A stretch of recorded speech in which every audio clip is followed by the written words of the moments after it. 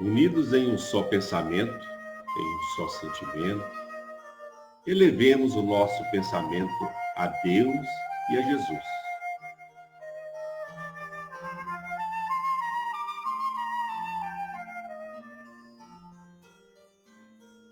Senhor, nesta hora em que todos procuramos um caminho de paz e amor para viver e conviver, e também para sobreviver às nossas próprias dificuldades, nós te rogamos apoio, mas também te agradecemos pelo dia e todo o amparo e assistência que tivemos neste dia que está se encerrando.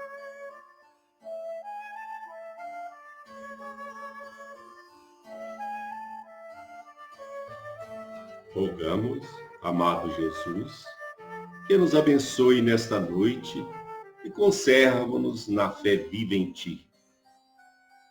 Não nos deixe entregues à invigilância. Que possamos manter os nossos pensamentos sempre no bem e nas realizações nobres.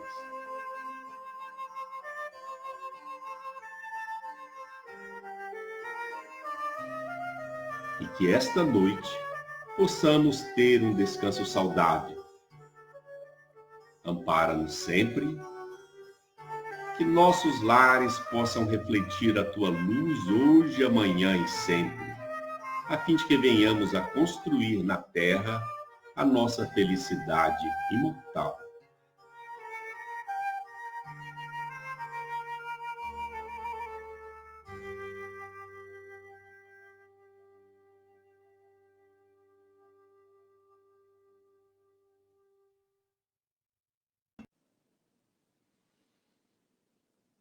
Então vamos embalados pela melodia, pelas letras instrutivas, pela serenidade que a música proporciona a cada um de nós.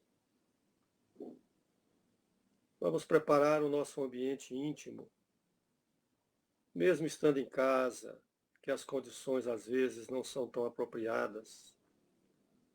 Vamos buscar o nosso íntimo neste momento, o nosso recolhimento, abrir a porta do nosso coração e do nosso sentimento e receber a dádiva que foi preparada para cada um de nós na noite de hoje. Que esta reunião esparça a tantos lares.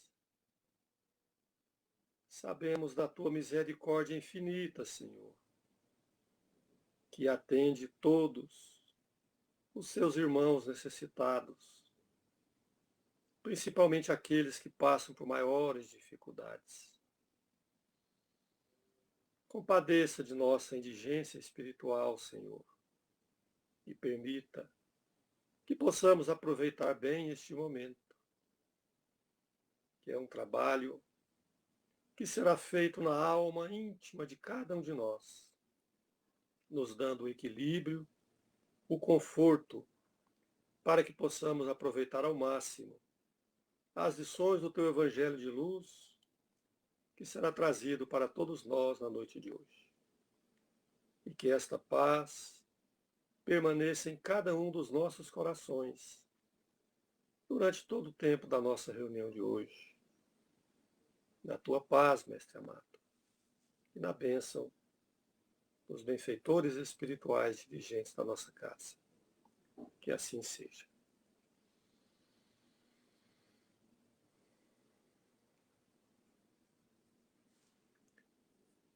Então, a nossa gratidão a cada um, fazendo parte dessa transmissão, cada um doando o seu tempo, a sua atenção em seu lar, para poder estar aqui conosco, aproveitando esse momento que passa bem rápido, mas que é de muito proveito para todos nós. Então, nós lembramos que estamos atentos, né, às mudanças e ao que anda acontecendo no mundo, para que a gente possa criar as condições adequadas para nós voltarmos a estar na nossa casa de oração, presencialmente, participando da nossa reunião. Enquanto isso, compartilhamos com todos, com muito amor, e desejamos, né, que seja bem aproveitado para cada um dos companheiros, parentes, amigos que estão participando conosco na noite de hoje. E hoje nós temos a grata satisfação de receber uma companheira estudiosa, trabalhadora da seara espírita, evangelizadora, trabalhadora na enfermagem espiritual também, que é um trabalho que exige uma disciplina muito grande para que possa ter bom acompanhamento espiritual e bom êxito nas tarefas.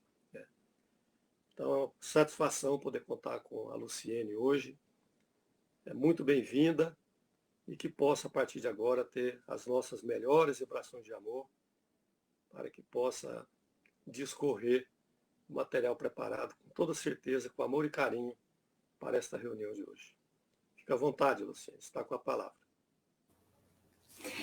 Obrigada, Lincoln. Boa noite para todos vocês que estão conosco. É muito importante a gente se dedicar nesse período em que nós estamos com as nossas casas espíritas fechadas e estamos impossibilitados de dar continuidade às nossas tarefas. É muito importante que a gente dê um jeitinho de encaixar na nossa rotina momentos como esse. Então, os centros se organizam, criam essas oportunidades e nós, na nossa casa, vamos ligar o nosso computador, vamos ligar o nosso celular, mas vamos entender que nós estamos, na verdade, abrindo uma conexão muito importante com o plano espiritual que nos assiste. As nossas tarefas, as palestras que a gente escuta na casa espírita, os passes que a gente recebe, são sempre movimentos construtores de muito equilíbrio e de muita harmonia. Então, no momento em que a gente está impedido de buscar esses recursos presencialmente, nós temos a possibilidade de a tecnologia nos ajudar dessa forma. E precisamos saber que a gente não está só escutando alguém que veio compartilhar alguma coisa conosco. Nós estamos principalmente nos conectando a essa corrente amorosa que fica aguardando as nossas pequenas iniciativas, as nossas pequenas aberturas para virem até nós. Então, são forças de amor que atuam no nosso psiquismo, mas vêm até a nossa casa, envolvem o ambiente, nos socorrem e promovem também muito auxílio no âmbito espiritual que é próprio, né, do nosso ambiente familiar. Então, é um momento muito especial para nós, esse, de nos dedicarmos a ouvir ideias, compartilhar, né, dessas ideias, acompanhar uma prece, acompanhar uma música, porque essa é uma tarefa preparada com muito carinho pelos encarnados, mas ela é preparada também pelos desencarnados. E dentro de tudo isso, é um momento muito importante para a gente refletir sobre o Evangelho, porque nessa desorganização que a nossa vida terminou enfrentando, nós tivemos tempo e ainda estamos tendo tempo de dar uma parada para avaliar algumas coisas, né? Perceber como a nossa vida ela pode se modificar tão rapidamente e de uma forma tão radical, sem que a gente possa fazer nada a respeito disso. É um contato direto com a nossa fragilidade, com a nossa vulnerabilidade. E esses momentos são muito ricos de aprendizado quando a gente se dedica a refletir sobre isso, né? De repente a minha vida não é como era antes. De repente eu não posso fazer tudo o que eu fazia. Isso pode acontecer por outras razões e a qualquer outro momento. E da mesma forma, isso nos faz lembrar o que nós estamos fazendo aqui. O que é que viemos fazer aqui? Nascemos por quê? Qual é a clareza que a gente tem da nossa vida hoje? Qual é o objetivo que nós temos? O que nós pretendemos realizar na nossa vida? Por que é que nós nos levantamos da cama todos os dias? Então, o que nos motiva? Esses momentos trazem essas reflexões. E aí, essas reflexões, se a gente faz buscando o Evangelho, a gente vai trazendo uma riqueza para o nosso entendimento e vai semeando um campo de transformação íntima, que é uma transformação necessária. Nós, espíritas, acreditamos nesse momento de transformação que já vem de muito tempo. A Terra vem passando por esse processo, porque a humanidade vem passando por esse processo. E a transformação do planeta, ela é apenas a soma de todas as transformações individuais. Eu me transformo, o outro se transforma, o outro se transforma, e coletivamente a nossa transformação eleva a Terra a um patamar de mundo diferente, onde valores diferentes vão reinar. Portanto, a nossa transformação interna, ela é essencial e é a nossa maior colaboração para esse processo evolutivo. E dentro disso, a gente busca as metas transformadoras que Jesus propôs. O Evangelho, ele é um código, vamos dizer assim, de conduta pessoal. Os ensinamentos que a gente encontra no texto evangélico, eles não são para as coletividades, não são códigos de coletivos, de governo, de liderança, são códigos individuais para serem trazidos para o nosso coração, para a nossa reflexão e para nosso próprio uso. O Evangelho, ele é um código para eu aplicar as minhas próprias atitudes, as minhas próprias reflexões e assim imprimir as transformações que eu preciso imprimir no meu comportamento, não no comportamento do outro. Então, nesse aspecto, a gente tem o Evangelho como um convite, se a gente pudesse dizer assim, o que há de maior dentro do Evangelho é o convite ao amor, a que nós desenvolvamos uma vida, uma conduta amorosa em relação ao outro. Muito bem. Mas o amor, como a gente sabe, como a gente sente, o amor é uma posição bastante elevada ainda para nós, né? Nós somos capazes de, em algumas situações da vida, com algumas pessoas, talvez a gente seja capaz de um amor assim, incondicional, amor mesmo, né? No sentido da palavra amor, não daquilo que a gente confunde e chama de amor, mas aquele amor. Amor é o quê? É o entendimento, a aceitação do outro, a compreensão do outro, é a não exigência de coisa alguma, é a possibilidade de estar ali ao lado do outro, disponível para o outro, para entendê-lo, para aceitá-lo, para compreendê-lo e para ajudá-lo naquilo em que, de repente, nós podemos ajudar e somos chamados a ajudar, sem nenhum tipo de expectativa de retorno, sem nenhum tipo de condição. Não, eu vou te ajudar, mas amor não é isso. Com algumas pessoas, talvez a gente já seja capaz de amar assim. Mas na forma como Jesus propôs, porque ele disse para a gente se amar indistintamente a todos. E foi esse sentimento que a gente viu nascer, florescer ali no cristianismo primitivo. Esse amor que é intenso, que é amplo, que é capaz de acolher dessa forma, ainda é uma meta muito desafiadora. E se é uma meta muito desafiadora, significa que não é algo que a gente consiga fazer agora e de imediato, incorporar as nossas atitudes.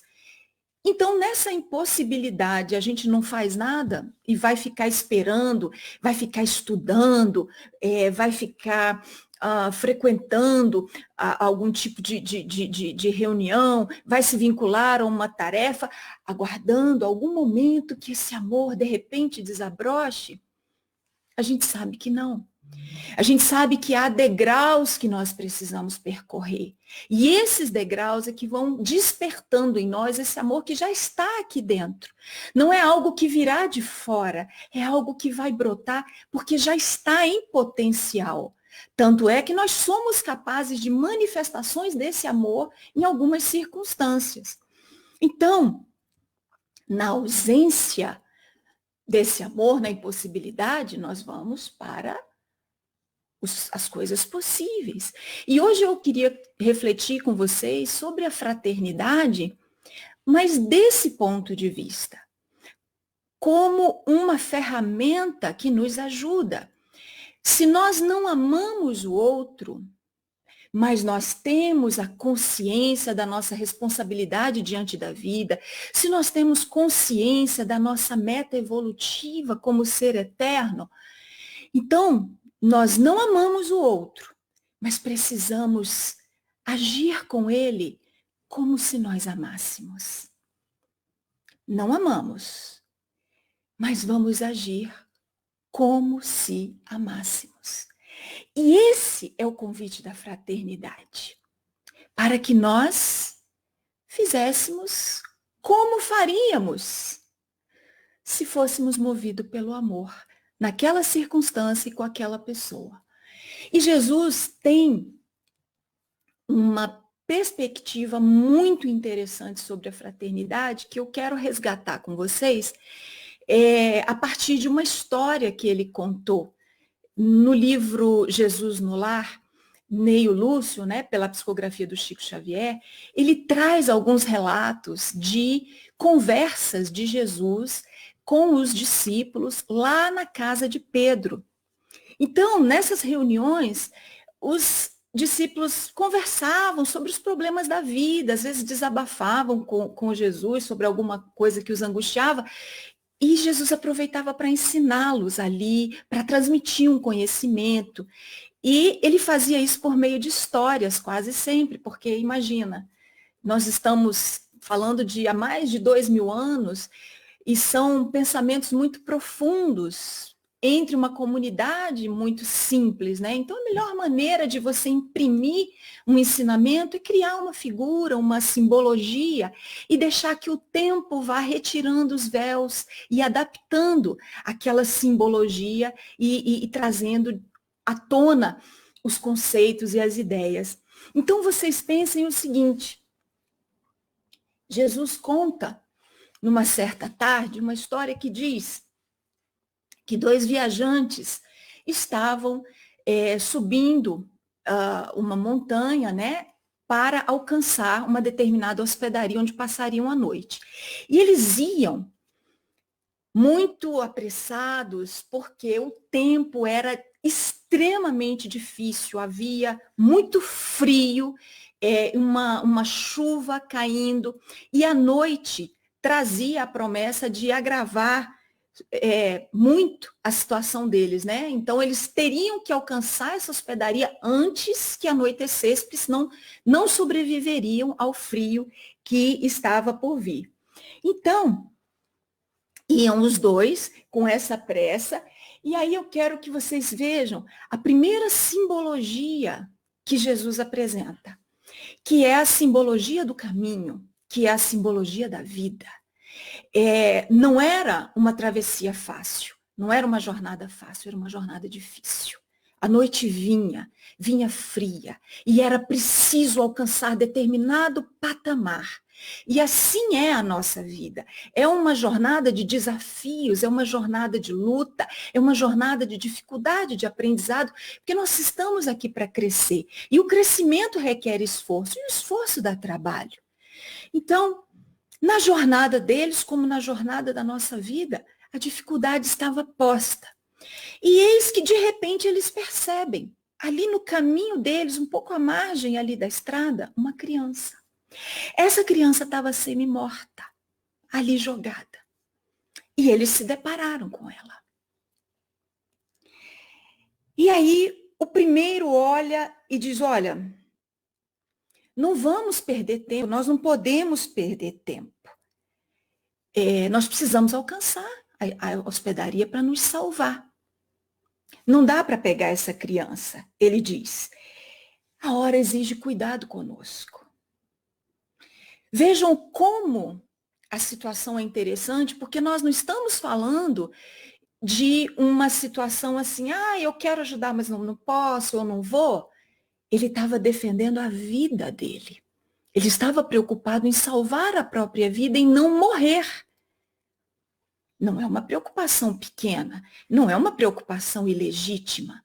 Então a criança, de repente, se coloca como esse dificultador para que ele defenda a vida dele, mantenha a vida dele. O outro olhou e disse, mas amigo, nós precisamos salvar essa criança. Ela é nossa irmã em humanidade. E aí, a criança surgiu no caminho deles. Eles não ficaram sabendo de uma criança que precisasse, eles não ficaram sabendo de algo, não foi alguém que chegou pedindo. A criança estava no caminho deles.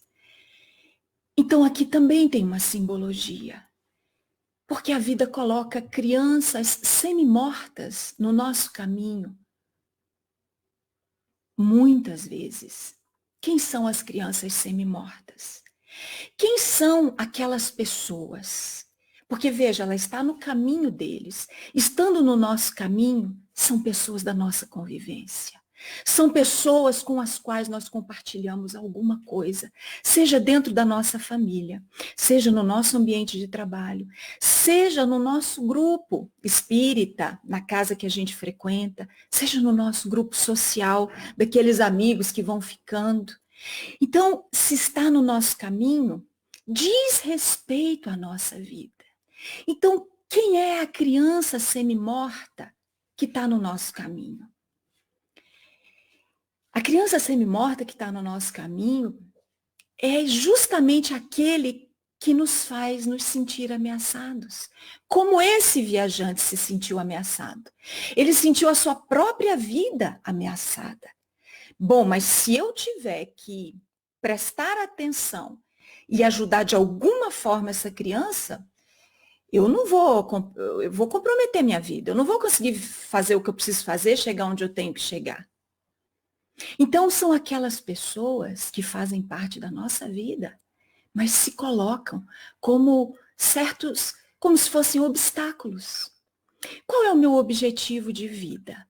O meu objetivo de vida não é alcançar um patamar de serenidade, de equilíbrio, de bondade, não é poder reconstruir as coisas que no passado eu destruí, não é criar laços de harmonia, de felicidade, de amizade. Não são esses os valores que a gente cultiva? E não há certas pessoas que surgem no nosso caminho como verdadeiros obstáculos para isso? Porque elas despertam em nós coisas totalmente diferentes.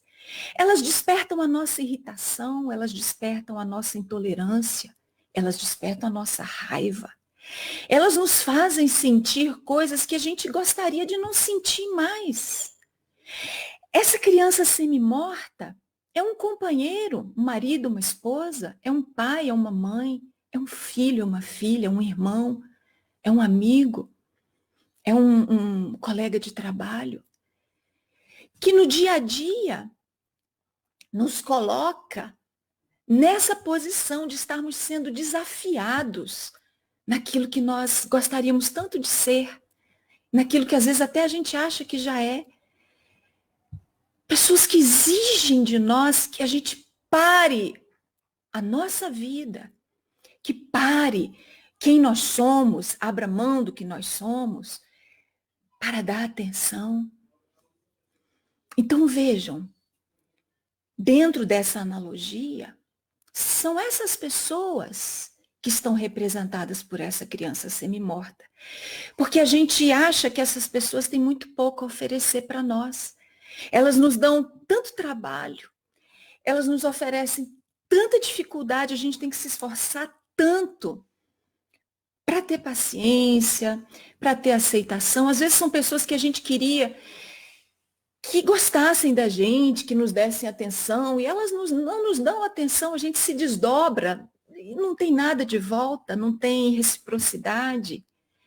Então, não tem nada para nos oferecer, não tem, é um movimento que a gente faz e não tem volta. Então, parece que são mesmo obstáculos, né? Complicados. Então, vejam, uma criança semi-morta ali, para eles, era só problema. E era um problema que poderia comprometer a felicidade deles de chegar vivos naquela noite ainda lá na hospedaria. Então, um logo identificou o problema e falou, não dá não. E o outro disse, mas meu amigo, não dá. A gente precisa. Esse menino, essa criança é nossa irmã em humanidade. E aí vem uma informação que Jesus coloca na história e que é muito delicada para nós, porque eu acho que a gente tem uma tendência de sentir mais facilmente nosso irmão de humanidade, alguém que está numa condição muito pior do que a nossa e que não convive conosco, alguém que a gente pode simplesmente ir ajudar, alguém que não tem vínculo. Com esse, talvez a gente consiga, né, esse olhar de, nossa, é nosso irmão, preciso ajudar. Então, é aquele que eu ofereço uma cesta básica, é aquele que eu recebo para uma palavra amiga, é aquele para quem eu dou alguma coisa, é aquele que eu escuto, né, com muita paciência, porque logo depois ele vai embora e eu posso seguir minha vida normalmente, são uns minutinhos só. Às vezes é mais fácil a gente encarar como irmão pessoas que estão nesse lugar. Mas a pessoa que está dentro da nossa vida, nessa condição de ser o desafio e o obstáculo, aquela pedra no nosso sapato, aquele que nos tira do nosso equilíbrio, irmão e humanidade, parece que fica mais difícil, né? Mas enfim, Jesus segue com a história e com os ensinamentos, né? E aí aquele que disse que não podia, não ia, ele falou, olha, eu estou muito cansado, eu estou doente. E esse desconhecido, essa criança vai ser um peso insuportável. Então, essa expressão peso insuportável, ela vai definir na nossa vida, no nosso cotidiano e na nossa realidade, quem é a criança semi-morta. Quem são as crianças semi-mortas? O que é pesado para mim no meu dia a dia? Quem parece um peso para mim? Não é só, e não estamos falando aqui de questões materiais, não é nesse sentido. É o peso emocional, o peso afetivo. Alguém que não nos compreende, ou alguém que a gente não compreenda. Alguém que não nos aceita, alguém que a gente não aceita. Alguém que não nos entende, que a gente não entenda. Não sei. Se a gente parar um pouquinho e pensar, nós vamos encontrar algumas figuras que a gente diria, nossa, mas essa pessoa na minha vida é um peso. É um peso insuportável. E esses pesos aparecem para nós. Muitas e muitas vezes. Muito bem. Sendo um peso insuportável e precisando, e vejam, estou cansado e doente. Então, Jesus ainda mostra a condição desse viajante, né, de não se sentir em toda a sua plenitude, em toda a sua força física, porque não é assim que a gente se sente. Às vezes o outro oferece para a gente tanta dificuldade de convivência e tudo, e a gente ainda diz, poxa, mas eu estou com tanto problema, eu tenho tanto problema, eu tenho isso, eu estou aquilo, eu sinto isso, eu sou assim, eu estou assado, eu estou precisando disso, daquilo, eu ainda vou ter que compreender o outro. É o mesmo lugar que está esse moço aí. E nesse lugar ele foi embora. Ele não deu conta. Não posso, eu preciso sobreviver. Eu preciso sobreviver. Não há nada de errado com esse desejo. Defender a própria vida. Não há nada de errado. É um entendimento.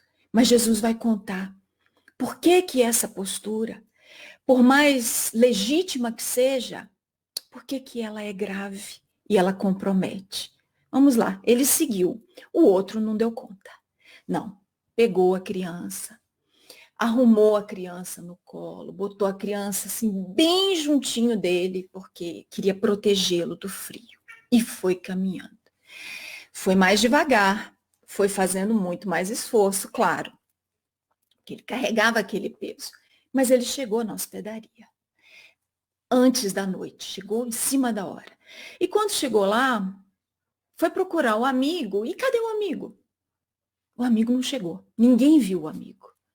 Só foram encontrar o amigo no dia seguinte, quando saíram à procura a pedido dele e encontraram o amigo tombado morto num canto do caminho que ele não viu quando passou, né? Esse amigo que sobreviveu. O outro havia morrido. E aí Jesus continua contando esse ensinamento, ainda é a fala de Jesus. Jesus diz assim para os discípulos: então vocês vejam que o primeiro foi com pressa e foi sozinho, mas para se preservar, não levou a criança consigo, não resistiu ao frio. Antes mesmo que a noite caísse, o frio o abateve. Agora, o outro, que levava a criança, ele experimentou uma troca. Porque o calor suave da criança foi trocado com o calor dele. E essa troca, do calor de um para o calor do outro, é que garantiu a sobrevivência dos dois, apesar da dificuldade acrescida, do peso que ele resolveu abraçar na sua jornada. Então, Jesus disse, né, ajudando o menino, ele ajudou a si mesmo. E aí, essa perspectiva da fraternidade que Jesus apresenta, ela é muito mais profunda. Não é ser fraterno simplesmente dar o que te sobra, sentir no coração uma tristeza pela dor do outro, de alguma forma colaborar naquilo que você pode. A fala de Jesus é um pouco mais profunda. É pegar o peso e abraçar. E vir com ele. Então, a primeira coisa que a gente faz é identificar esse peso na nossa vida, como os relacionamentos difíceis que nós temos. Então, o desafio de Jesus, no âmbito da fraternidade, é o de abraçar o relacionamento difícil. É o de tentar viabilizar. E mais, Jesus mostra que isso não é um favor. Isso é uma lei. Não é você fazer para receber. É você fazer porque isso é fundamental para a sua própria vida. Como é que nós vamos caminhar na direção de Deus, que é para onde a gente caminha, é onde a gente quer estar?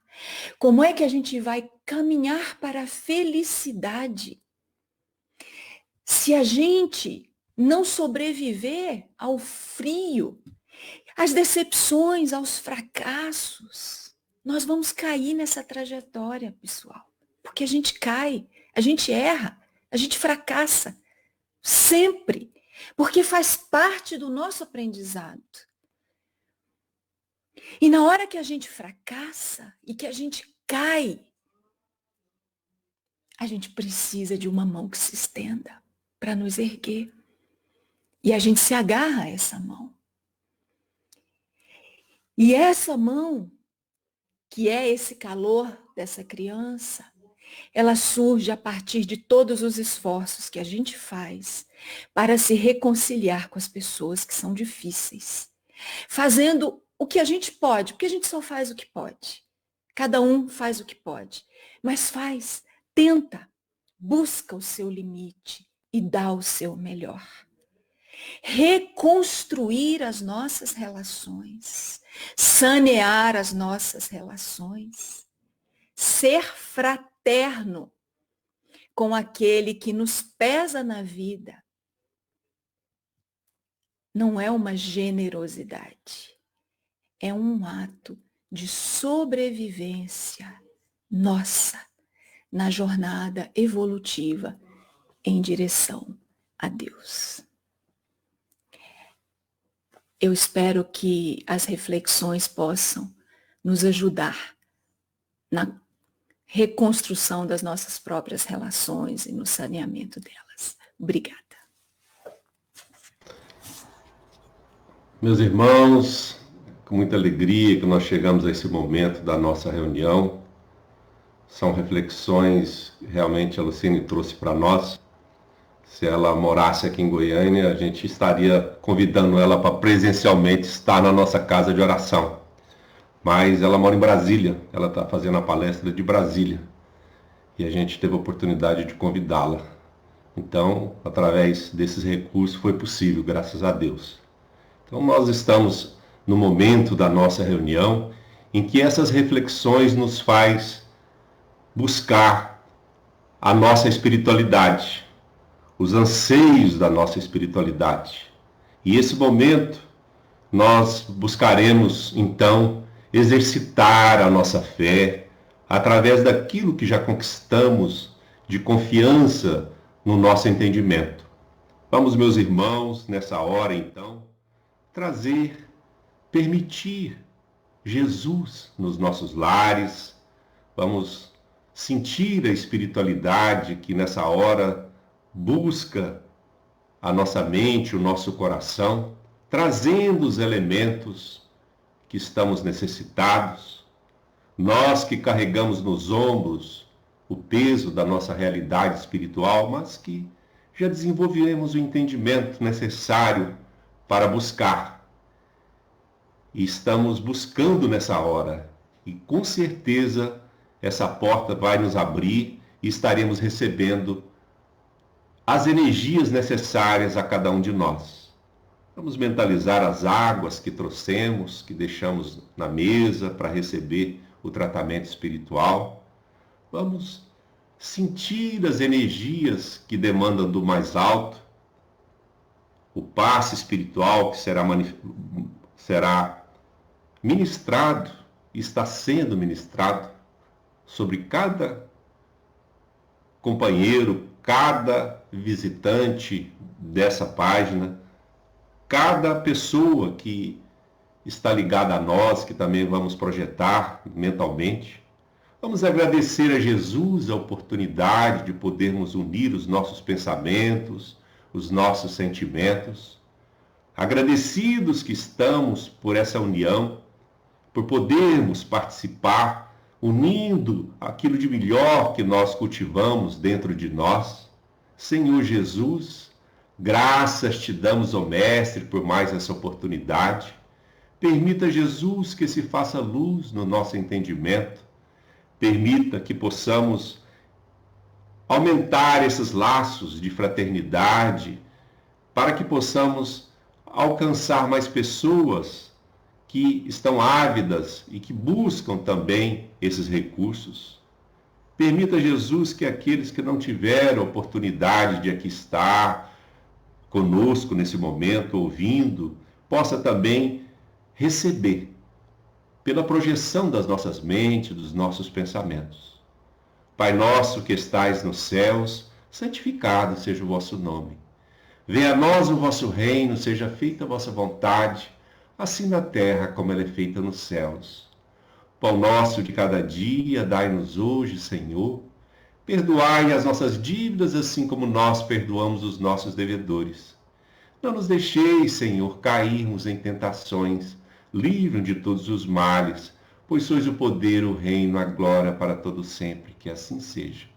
Teu nome, Jesus, em nome do mentor, da nossa casa de oração, das nossas casas de oração, de todos aqueles que buscam unir a nós nesses momentos, pedimos, Senhor, a permissão para encerrarmos a nossa reunião da noite de hoje. Que assim seja. Então, meus irmãos, nós queremos agradecer mais uma vez a oportunidade de estarmos juntos. Convidamos para a próxima segunda-feira. Vamos convidar aquelas pessoas do nosso ciclo de relacionamento.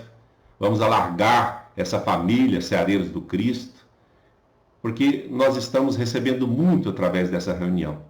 Então, até a próxima segunda-feira. Uma boa noite a todos.